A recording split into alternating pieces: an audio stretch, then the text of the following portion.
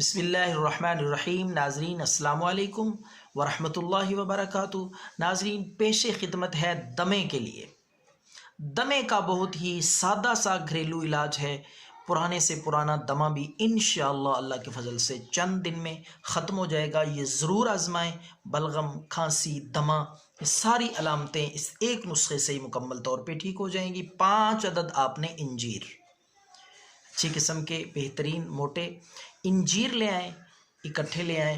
पाव या आधा किलो तो वो इस्तेमाल करते रहें, लेकिन एक दिन की खुराक है वो 5 अदद इंजीर। 5 अदद इंजीर लेकर आपने आधा किलो दूध में, आधा किलो दूध लेकर उसमें ये भगो दें, रात को भगो के रख दें। सुबह उठ के निहार मुँह वो इंजीर खा लें और दूध ऊपर से पी लें। बेहतर होगा कि दूध उबला हुआ दूध हो, कच्चा दूध न लें।